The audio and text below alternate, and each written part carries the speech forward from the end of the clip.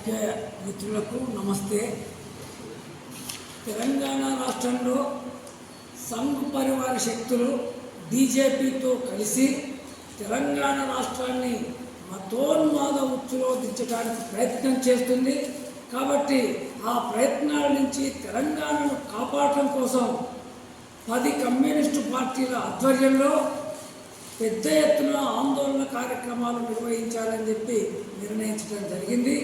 ముఖ్యంగా మన తెలంగాణ రాష్ట్రంలో దాదాపు ఇప్పటి వరకు 120 దళితుల మీద కానీ గిరిజనుల మీద కానీ దాడులు జరిగితే, కులం పేరుతో జరిగితే ఏ దాని మీద వాళ్ళు ఒక్కసారి కూడా స్పందించలేదు. కానీ ఒక్క నాగరాజు విషయంలో 120లో 119 పక్కకు పెట్టేసి నాగరాజు విషయంలో మాత్రమే అది నేరస్తుడు ముస్లిం కాబట్టి దానికి వ్యతిరేకంగా పెద్ద ఎత్తున ఆందోళన చేయడానికి ఎమ్మెల్యేలు ఎంపీలు అందరూ కలిసి బయటకు రావడం జరిగింది.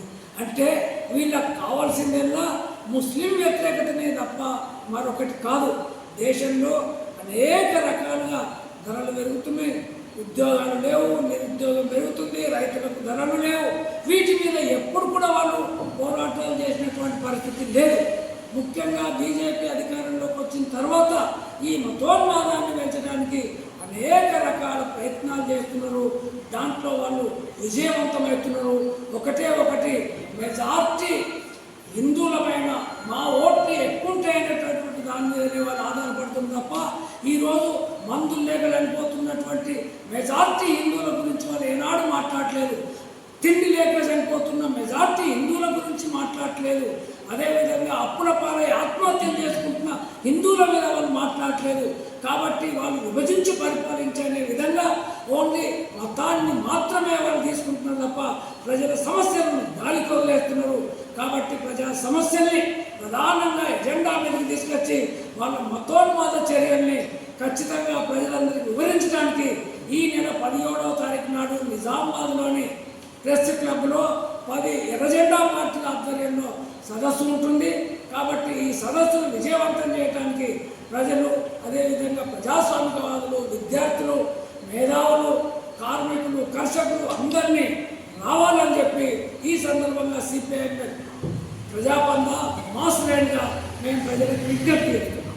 మత ప్రమేయం లేనటువంటి లౌకిక రాజ్యమైనటువంటి భారతదేశంలో ఎవరిది వారు పూజలు పురస్కారాలు చేసుకొని ఆయా దేవులను మొక్కుకోరా, వాటిని ఏం చేసుకుంటారో వాళ్ళ ఇష్టం.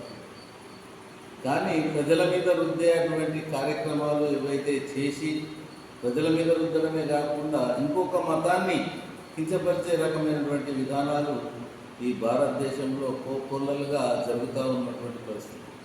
కాబట్టి వీటన్నింటినీ మతోన్మాద విధానాన్ని వ్యతిరేకిస్తూ లౌకికాన్ని రక్షించాలనే ఆలోచనతోని సుమారుగా ఎర్రజెండా పార్టీలన్నీ కలిసి ఈ పరిస్థితిని, ఈ ఆందోళన కార్యక్రమం రూపొందించడం చాలా మంచి విషయం. అదే రకంగా 17వ తారీఖు నాడు నిజామాబాద్లో జరిగేటువంటి కార్యక్రమానికి అన్ని రకాల ప్రజలు, అన్ని రకాల మతాలు కలిగినటువంటి వాళ్ళందరూ పాల్గొని వాటి విషయాలన్నింటినీ విని దాన్ని విజయవంతం చేయడానికి ప్రయత్నం చేయాలని చెప్పేసి తెలియజేస్తుంది. మిత్రులారా, మత రాజకీయాలను అవలంబిస్తూ దేశవ్యాప్తంగా మతాన్ని రెచ్చగొడుతూ ఓట్ల రాజకీయాల కోసం ఈనాడు బీజేపీ ప్రభుత్వం తెలంగాణలో కూడా అనేకమైనటువంటి దళితులపైన దాడులు చేస్తూ ఉంది. ఆ దాడుల గురించి మాట్లాడేటటువంటి పరిస్థితి లేదు. అట్లాగే ఇవాళ దేశంలో చూసుకున్నప్పటికీ జార్ఖండ్లో ఆదివాసులపై 10,000 మందిపై ఇవాళ దేశద్రోహ కేసులు పెడితే ప్రభుత్వం కూడా స్పందించకుండా ఉంది. ఇదే ప్రభుత్వం కేసులు పెడతా ఉంది. అట్లాగే ఉత్తరప్రదేశ్లో యోగి 10 మందిని కాల్చి చంపినటువంటి యోగిని కూడా ఇవాళ ప్రభుత్వం గుర్తించుకోలేనటువంటి పరిస్థితి ఉంది.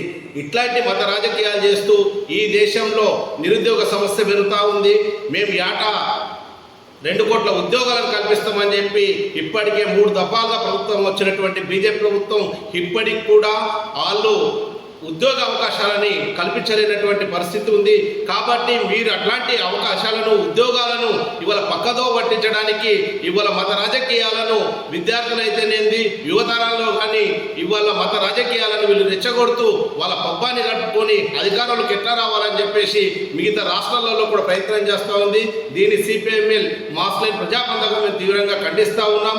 ఈ నెల 17వ తారీఖున నిజామాబాద్లో జరిగే ప్రెస్ క్లబ్లో జరిగేటటువంటి ఈ 10 వామపక్ష పార్టీలు ఏదైతే మత సామరస్యాన్ని కాపాడుకుందామనేటటువంటి ఈ సెమినార్లో ప్రజలందరూ పాల్గొని విజయవంతం చేయాలని సిపిఎంఎల్ మాస్లైన్గా మేము విజ్ఞప్తి చేస్తాం.